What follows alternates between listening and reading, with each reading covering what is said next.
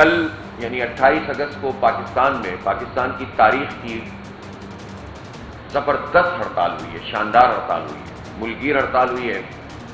اور آپ نے دیکھا کہ پورے پاکستان میں کوئی ایک پتھر نہیں پھینکا گیا، اور رضاکارانہ طور پر پورا پاکستان اس ہڑتال کے ساتھ آ کر کھڑا ہو گیا۔ اصل میں وہ ہڑتال کے ساتھ اور جماعت اسلامی کے ساتھ نہیں بلکہ ایشو کے ساتھ کھڑا ہوا، اور ایشو یہ ہے کہ لوگوں کو مہنگی بجلی نہیں چاہیے، افورڈ ہی نہیں کر سکتے۔ ایشو یہ ہے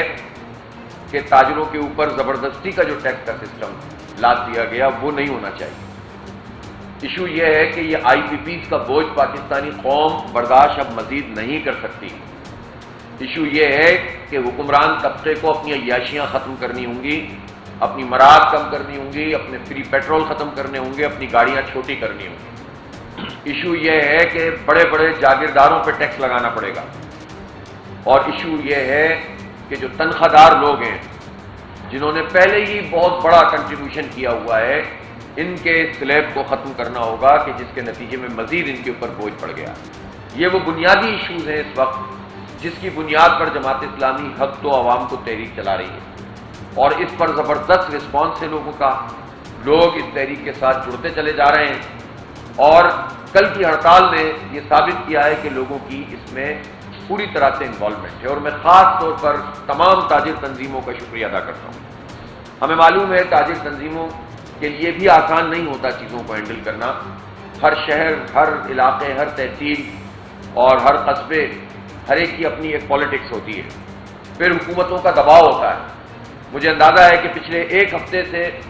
ڈپٹی کمشنر اور کمشنرز کی سطح پر تاجروں کی میٹنگ جگہ جگہ کی جا رہی ہے۔ الحمدللہ جماعت اسلامی کے تمام ذمہ داران اور کارکنان اس پورے تاجر برادری کے ساتھ کھڑے ہوئے ہر جگہ پر الحمدللہ، اور سب نے مل کر حالات کو فیس کیا، اور بالآخر ایک بہت کامیاب اور پرامن شٹر ڈاؤن ہڑتال ہوئی ہے، اور انشاءاللہ مجھے یقین ہے کہ اس کے نتیجے میں یہ تحریک آگے بڑھے گی۔ کوئی یہ پوچھ سکتا ہے کہ اس ہڑتال سے کیا حاصل ہوا، یہ بات پوچھنی ہے تو نون لیگ والوں سے پوچھو، جن کو پتہ چل گیا ہے کہ کل پاکستان نے اپنی طاقت کا، اپنی قوت کا اور اپنی یکجہتی کا جو اظہار کیا ہے، اور انہوں نے جو کچھ بھی کوشش کی تھی کہ کسی طرح کوئی تقسیم پیدا کریں، کسی طرح سے آگے پیچھے کروائیں لوگوں کو، وہ ٹوٹلی ناکام ہوگا۔ آتش نیوز پاکستان کے سب سے بڑے نیوز نیٹ ورک کا حصہ بننے کا سنہری موقع، ملک بھر سے درج ذیل آسامیوں کی ضرورت ہے۔ Bureau chief, deputy bureau chief, video editor, city reporter, تحصیل reporter, district reporter, crime reporter, press reporter, نمائندہ، نامہ نگار۔ Chief executive Syed Jamshed Bukhari. مزید معلومات کے لیے ان نمبرز پر رابطہ کریں۔